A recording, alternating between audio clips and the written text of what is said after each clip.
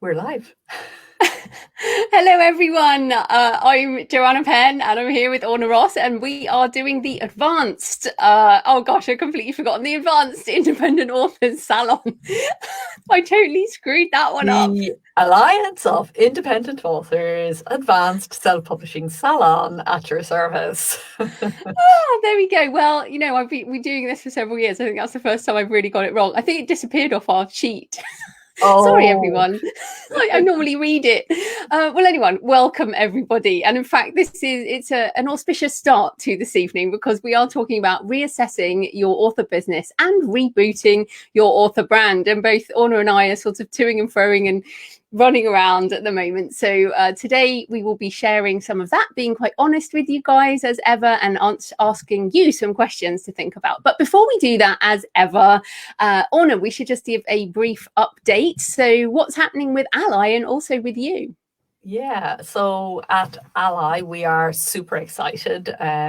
We worked with Michael Laron, who a lot of you will be familiar with for a very long time, and he's just finished doing an amazing book for us. Michael does the other stream of this podcast, the member Q&A with me, and we've been doing that for some years now, and he is actually going to join Ally now as part of the team, and we're all really Wonderful. excited.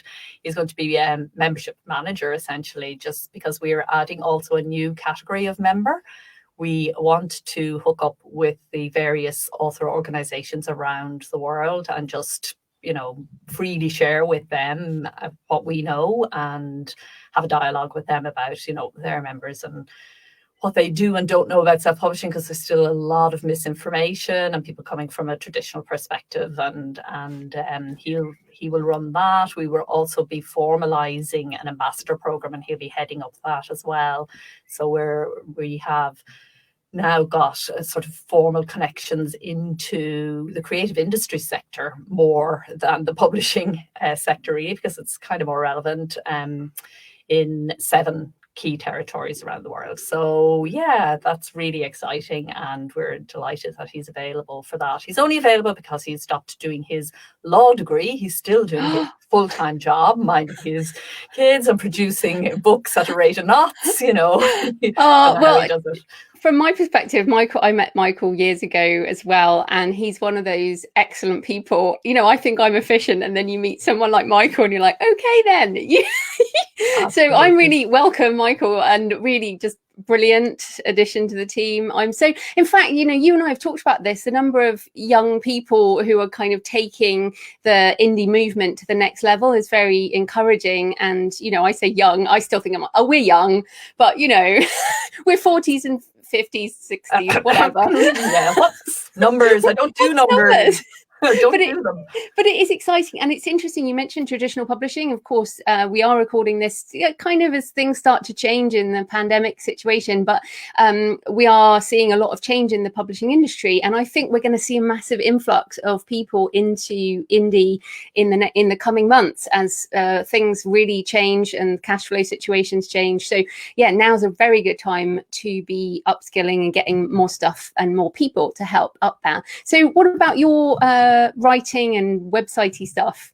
Yeah, so it feeds in, my month is really all about the kind of things we're going to be talking about here today.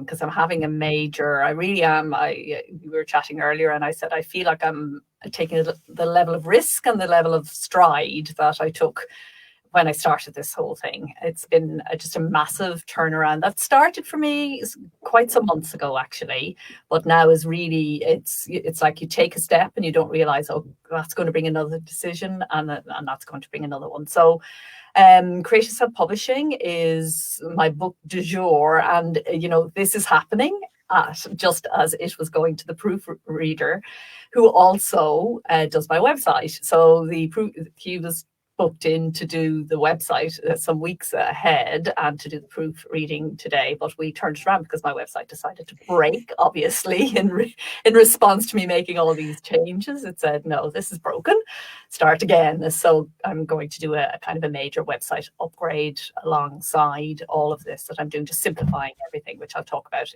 in a little while, but then feeding some of this back into that book, and then I'll have that at the end of this month. And yeah, nonfiction is still where I'm at very much. So there will be another guide straight after that. Yeah, well, I've got Map of the Impossible edits done to my editor, and it's interesting because it's really the first time I've had a trilogy. Like, I've done trilogies, but this is a real trilogy. You really have to read all 3 books, and to ending that character arc when you're a discovery writer and you've just written yourself into some deep holes. I mean, it was difficult. It was a difficult edit, to be honest, but I got it done. And now, you're just waiting for that comment. Did I pull this off? Did this work? So I'm very interested in that. Part of changing my process, I think I mentioned this last time, sort of freed up by the pandemic to really examine so much. And I've started plotting Tree of Life, which is my next arcane book. And goodness me, it's so hard to resist just jumping in and writing. I am working very hard to create some form of outline before I then dictate. I'm really determined to crack this. So we'll talk about that in another time, but reinventing one's creative process can be interesting, and working on a business plan mini course at the same time as creating my new business plan. And also I've got a book bub on Map of Shadows this week. So the first in the trilogy. Again, we'll come back to talking about marketing another time, but really just trying to, do the ad stacking approach. So as ever, just juggling lots of different things. So that's us, isn't it? Pretty much. The other thing that's happening for me, because I am going to be closing down a lot of nonfiction, was needing to kind of put the reason that I started a lot of this nonfiction in the first place, put that into its place. So changing some of the structures and things that have upholded that nonfiction, and I'm basically letting them go. So I'm trying to find ways of just keeping that core mission in place. But I guess we'll talk a bit more about that now as we get into our topic. Yes, so let's get into our topic today. So we're going to split it into reassessing your author business and then rebooting your author brand. So we're going to do those 2 things. So first up, this is mostly advanced stuff, but we think the questions are going to help you. This is the advanced salon, but if you can think about these questions when you're earlier on in your career, this will really help you. But to be fair, even if you do think about it, wherever you are, things will change over time. And as we talked about in terms of timing, I had a significant birthday this year. I felt it was significant. I turned 45, I'll admit it. And I really felt this moment. And also I've been doing all of this for a decade, and I felt like a decade on, I needed to reassess. So that's one thing. But then also the pandemic came along. Which, of course, we weren't expecting, but has definitely brought a sense of memento mori. Remember, you will die. We will all die. Let's just hope it's not anytime soon. But also a time of honesty, a time of examination. What should we let go of? What should we reclaim? So, Orna, in answer to those questions, what have you come up with? Well, like you, it started for me a number of months back when I realised that I hadn't given poetry any publishing juice at all. And I started on that trip ages ago. I'm not going to talk about that because I have discussed it before. But as I said in the introduction, one thing leads to another. And I came to realise, for me, what the lockdown and illness, actually, because I did get the ratted thing. I think I did. I haven't had a test, but it certainly felt like it.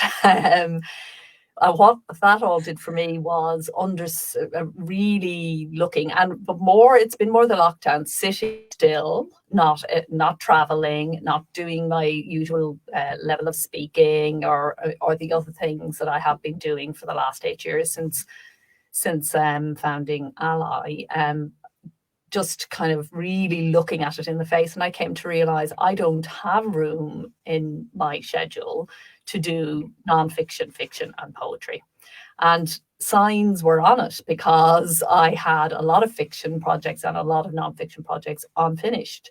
And they were kind of getting in each other's way all the time. So I've made the big decision: no more nonfiction writing for me at the end of this summer. Well, for a very long time, until I get my fiction back up and running where I want it to be. Because when I started out as a self-publisher, it was very much about fiction for me. Poetry kind of snuck up on me, and I'm really thrilled it did. And what's been wonderful about it is you can fit poetry around writing fiction or non-fiction.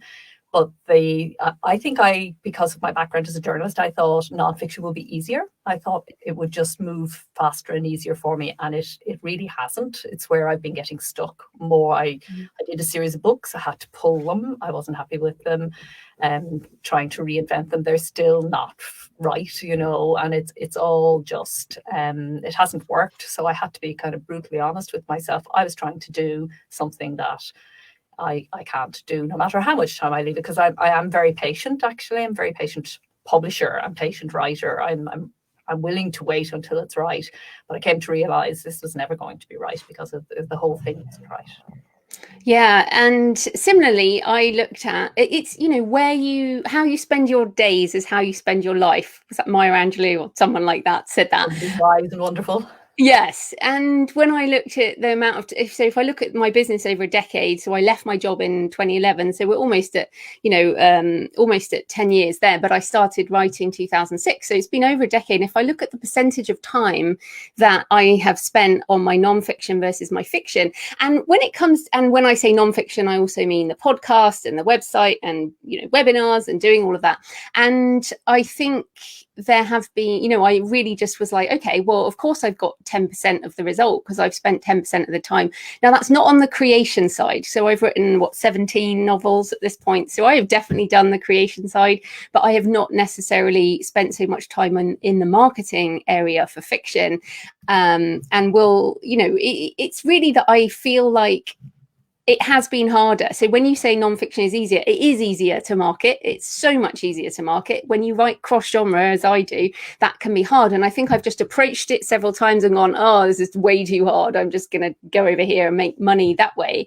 And now the business is mature. And I feel like, as you say, I can take a little bit of effort and move it over. So I'm not giving up. I'm not giving up nonfiction, and I'm not giving up the podcast. I'm not giving up that stuff. I'm just changing some of my focus, and I have reduced the amount of time I'm spending on the website, for example.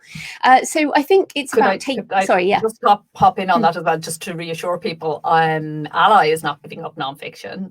I won't be writing it in future. It will be run by other people, and our podcasts and everything that upholds all the guides and everything that we do, all of that will keep running exactly as it always has. It just won't be me who's providing the content. I have said all I have to say once I finish this creative self-publishing book and the rest of the nonfiction. I've said all I have to say on those matters. I can't see it's not the kind of information that needs updating. Really, it's more evergreen principles, and I can't see that I'll ever really have anything. Never say never, it may pop up eventually, but it's off the table for me as a writer for now. Yeah. So that's the first question for everyone is, what have you been thinking about in lockdown, considering during the pandemic? If you know that you're going to die, what do you want to achieve in your time that you have, however long that may be? So that's the first one. The next thing, I think, is to examine your mindset. And this was really interesting. I think, as Orna said about running around, we didn't have London Book Fair, which for many of us is about 3 weeks or more worth of work. So we all had that time. And then I wasn't in Nashville. I wasn't doing all the things. So this time to really think. So I have very much examined my mindset, and I'm going to be open and honest with everyone because we tend to be, and I don't know if I'd really admitted it to myself before, but I come across as very confident, and I am in many ways, but for my fiction, I am very vulnerable. And I think many of you can associate with that. I feel like my nonfiction is useful. I know its point in the world, but my fiction, I sometimes struggle with that.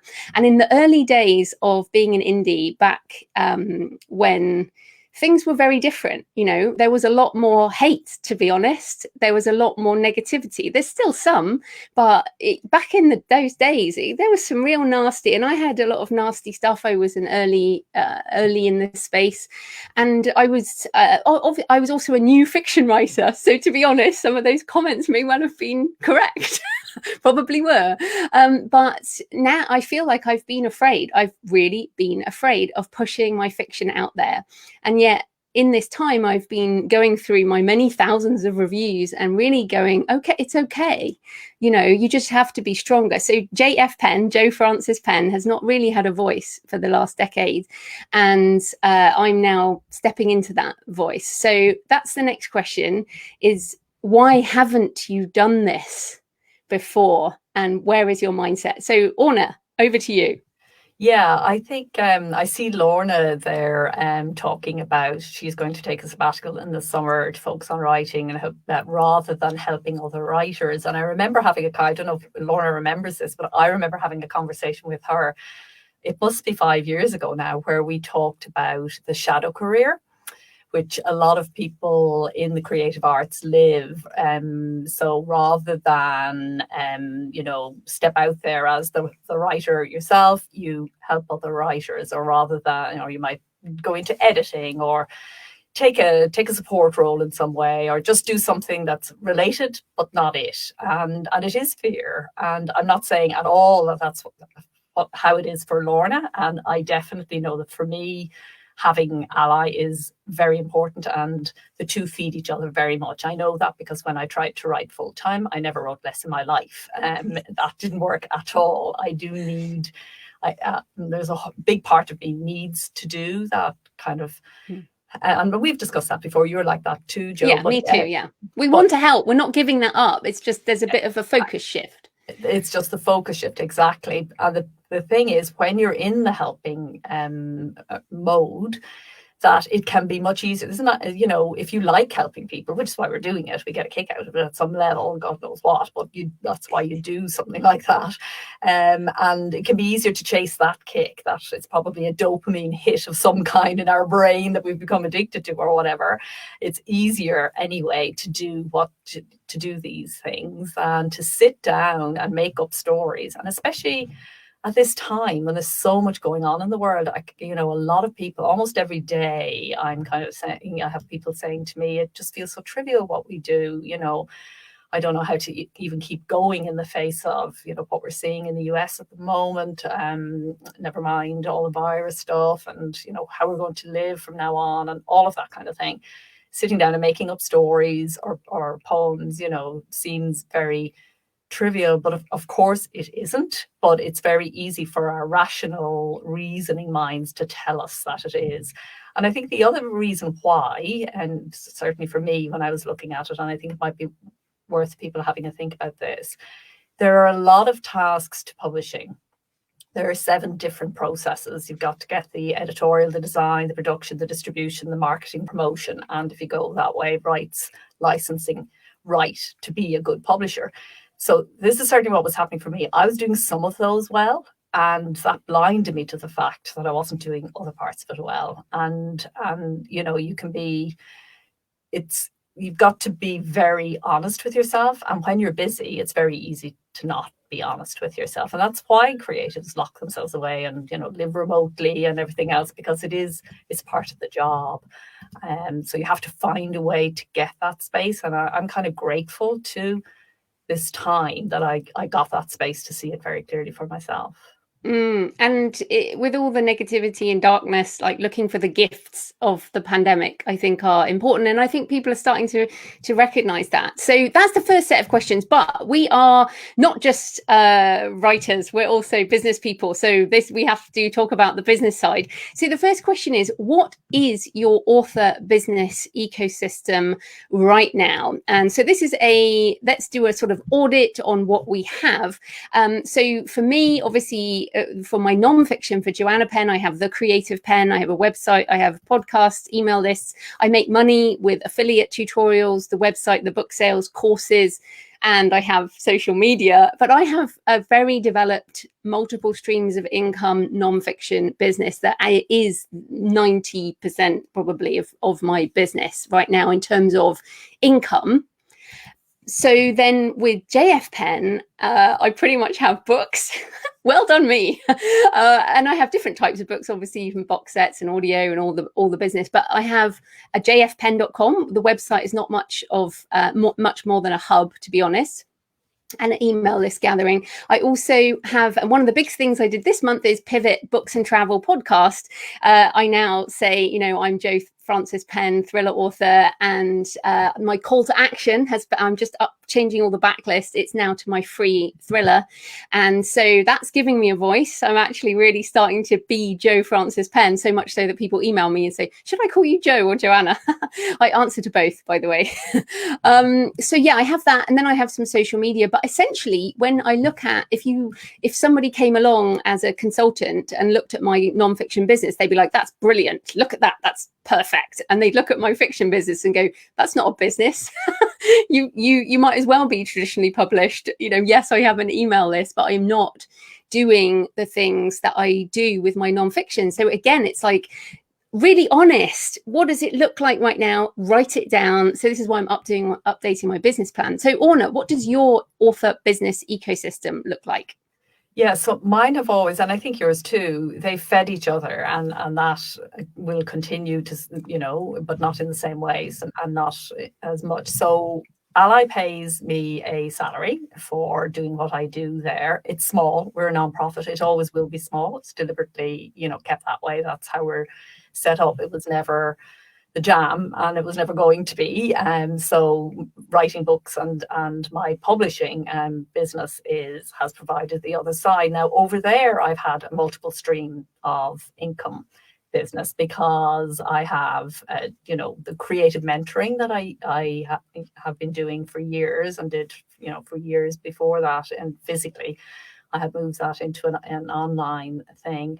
And various other kinds of bits and pieces around the track is how I'm going to describe it, that based around nonfiction fed the whole publishing business. So it kept going and it was fine, but it certainly wasn't impressive. But the two together were fine because I don't have huge needs.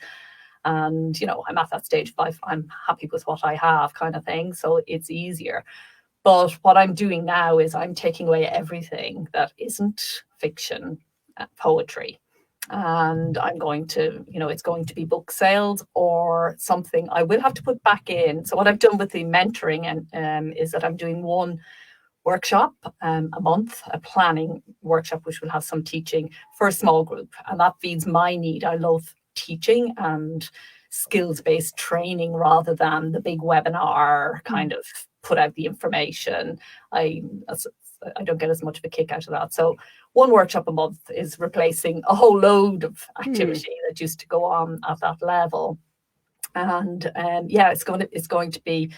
Now, I do believe that every author business needs to have a premium product of some kind. I think it's very, very difficult unless you're in genre fiction or a particular type of nonfiction. It's very hard to have an ongoing business for the long term just on books, because books, you know, it's a very, very volatile business. It goes up and down and for all sorts of reasons and in all sorts of ways.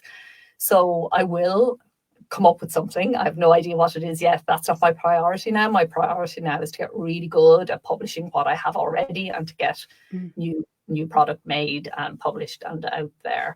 That's what I mean by I feel like I'm taking the sort of risks I took back at the beginning.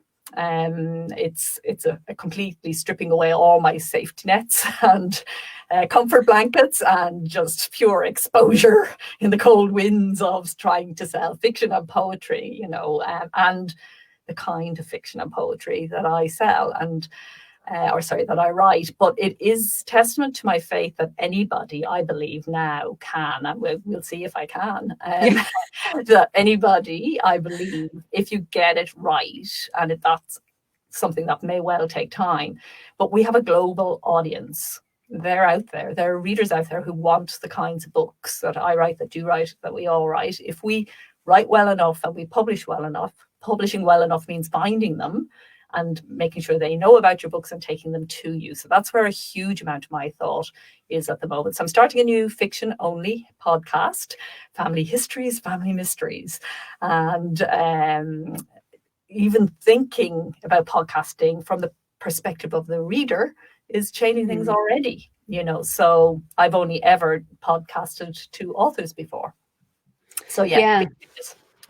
Yeah, I must say I love books and travel. I just absolutely love it. And when I stopped it, early days of the pandemic, went, oh, I can't do this, and then I realized where it fits in my world, and it was such an aha moment. Sometimes you just have to start stuff and see where it goes. I didn't expect it to be like this a year ago. I mean, yeah, none of us did.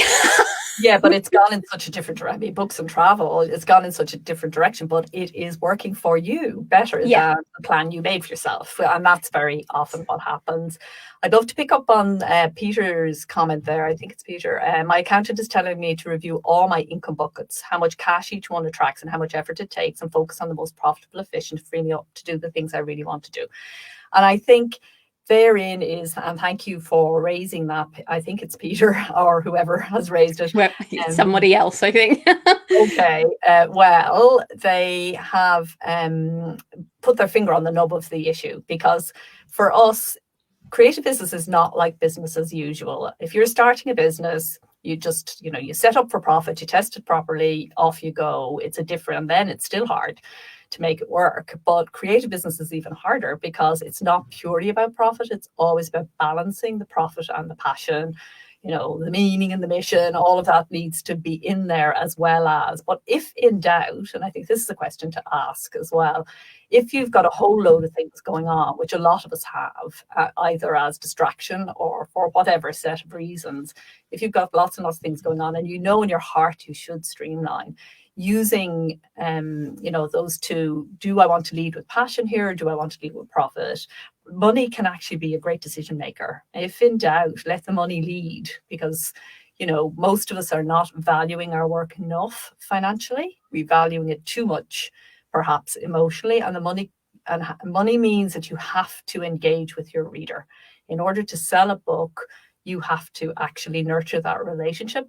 And that relationship can lead you to somewhere that you haven't managed to imagine for yourself. So, yeah. Well, which leads us nicely on. First of all, that was Henry. Hello, Henry. Thanks for the question. I don't know why you were coming through. No, his user. Yeah, his wasn't logged in or something. Anyway, we're going to move into the next question, which is rebooting your author brand, because this actually is a part of what you're talking about engaging with the readers. So the question here is, how do you know what your brand is anyway? So we think we can construct it top down, whereas actually it's essentially, if you've been doing it for a while, like we have, and many of this is the advanced salon, then you should have some books, you should have some reviews. So one of the things I've been doing is mining thousands of reviews for trying to understand where I fit. And this idea of author DNA, I can't remember who I heard this from, but what are the things that are common to your books? Even if you write different series, cross-genre as I do, what are some of the things that your readers consistently say? Because we think we're being original with every book, but we come back to the same themes, we come back to the similar stuff. Like for me, religious relics, I just turn up in all my books. I love architecture, I love culture and art and international locations, and all of those things end up in my books. And the themes of good versus evil is really my big thing. Defeating the monster, defeating the demon. These are my common themes, and they come up in different guises in each book. But until you actually look at what people say about your books, and I have literally been afraid of reading my reviews. I physically feel it when someone says something horrible. I get that flush, that flush of almost cold, as if you have a shock. And that's fear. That's absolute fear of judgment. It's still fear of judgment for me, being totally honest. But delving into this is the only way that you can then think about, how can I serve that market? So neither of us write to market, but I want to write to the people who love my work. And how do we tap into that? So Orna, how about you? What is your author DNA, and how do you know about your brand? Yeah, I'm finding this one interesting, because what you were talking about, when you start off and when you go out out, you've got a completely different kind of perception of yourself. And I'm finding it difficult to see where the nonfiction that I have been doing, and I see where it connects with poetry, but I'm actually finding it difficult to see where that carries over into fiction. And I may need somebody else to help me with that part of it. And just seeing, because I mean, I've been talking to you about that for years. What is it? What is it? So you say it's, deep relationships, and somebody else says, I love the lyrical, language, and somebody else it's saying, for me, the only thing I'm sure of is, when it comes to fiction, is that it's the past, resolving your past so that you can kind of carry on into the future. That's essentially what all the books have. And then they're all family mystery, murder happens there, but lots of other things happens too, and intense mother-daughter, female relationships. The women are the stars of the books, and the men kind of feed that. So that's that. And then there's the other stuff seems to be quite different, but liberation, freedom, that's where the indie stuff comes in.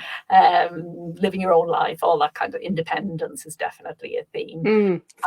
For all of us. For all of us, yeah, exactly. And our mode of publishing kind of is part of that. And I think that perhaps is something that could be integrated in, that might be more interesting to readers than people think. I'm not sure. It would have to be done very cleverly. But the point remains, each of us looking and seeing the touch points, the crossroads, really, about where these things intersect is useful for branding. But for me, what I'm actually doing is the opposite.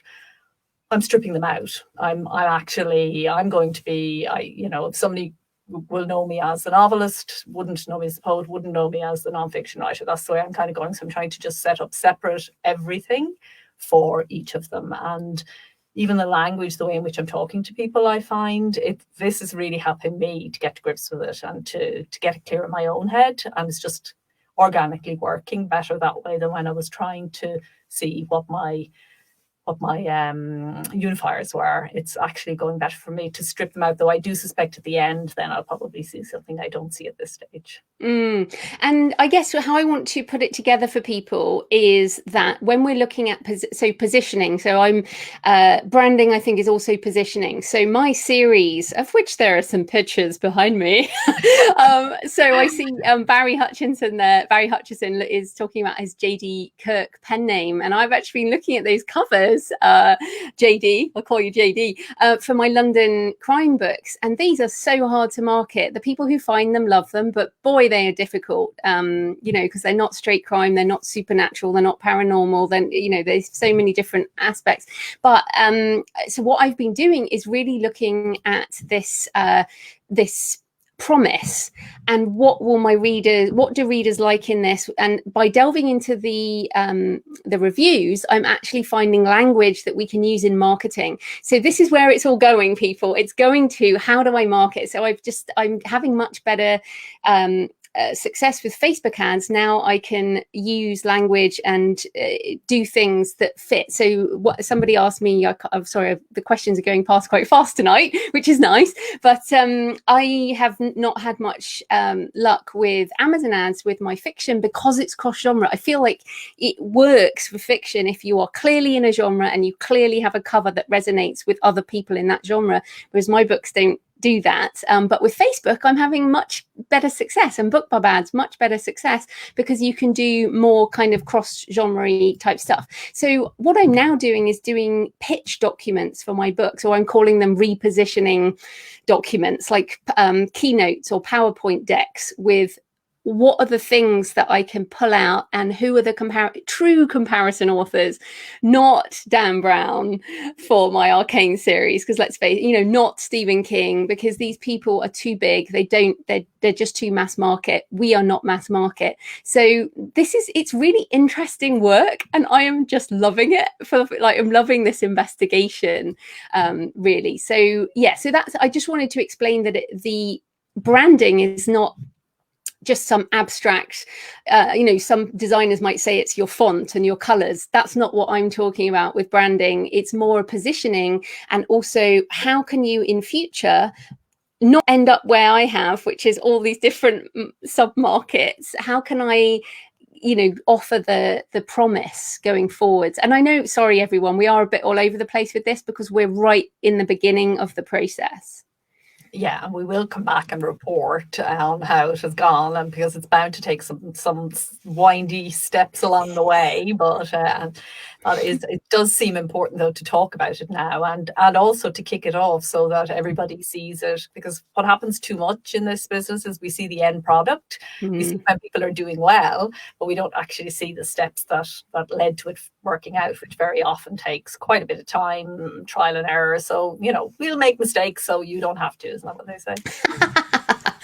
Yeah, exactly. But the other thing, do you have anything else on brand or writing to your readers? Like, because for example, Orna, you said you don't really know, but what did you call it? Family history, something mystery. Yeah. So that was a big eye opener. Family history, family mystery. Family mystery. That essentially will cover everything I ever write. And I'm going to start off my podcast, which will be, I'm actually going out on my Facebook page after this. My first little 15 minutes is going to be really short, but I'm actually going to start off by just talking about that and inviting people to tell me as readers what they would actually like in an author podcast, because I don't really want to go down the road of interviewing people and stuff like that. I want this to be much more personal and about the stories, and I'll probably read a poem and stuff, that kind of stuff in time.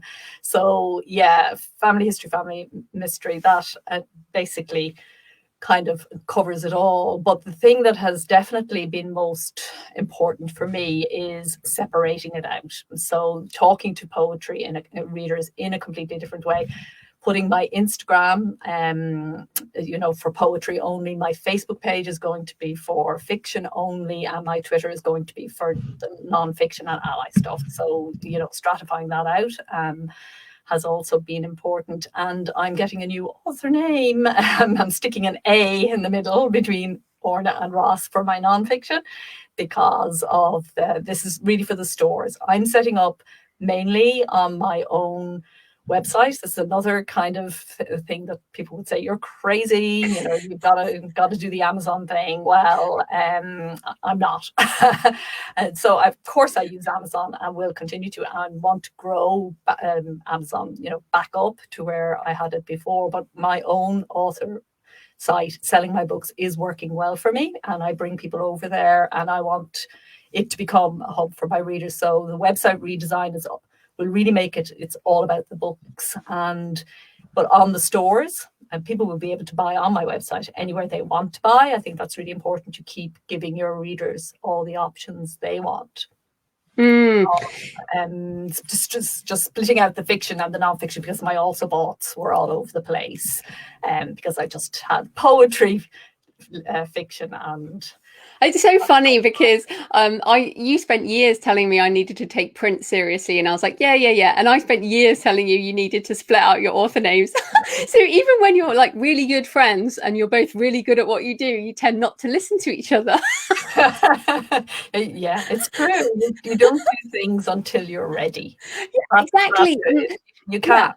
Yeah, and that's fine. And I dread to think that people going back and listening to this backlist over the last 3 years, we've probably changed what we're saying. But that's why we do this as well. It's so important, I think, to listen to people who've been around a long time, and they all do this kind of thing, because you can't stay the same over 2 years, 5 years, 10 years, and 20 years, Orna, and however long you've been publishing. I mean, and why I listen to Dean Wesley Smith and Christine Catherine Rush and Kevin J. Anderson, 40 years publishing, still reinventing themselves every couple of months, which is brilliant. So that's why we're being honest with you guys and asking you the questions. So just to finish up, because we don't have too much time, is that what I want to say is that I now, after even my initial investigation, I feel like I have way too much work to do, down to things like, why didn't I update the formatting on that description on that large print edition 6 years ago? Why have I not got into my keywords for the last 5 years? This type of thing. And so what I wanted to say to people, and a number of people have said they're finding it difficult to get the focus back, they're becoming demotivated, motivation has waned. There's quite a lot of difficult stuff there. I actually feel, and I totally get you, I still have these days. Like yesterday, I was really mad. Lots of things make you angry at the moment, but it's this, okay, let's move forward and make a plan. So that's what I'm doing at the moment. I'm making a plan and trying not to get overwhelmed, because, I do have 17 fiction books plus short stories and things like that. It is easy to get overwhelmed for all of us. So what you need to do is get out another document, however you want to do it. I quite like Keynote, actually. It quite helps because you can do lots more pictures and stuff, and write down your plan and then start working on the plan. I mean, like literally, and execute slowly. And my motto at the moment is, yes, work on the plan, but every day I must do one thing for JF Penn.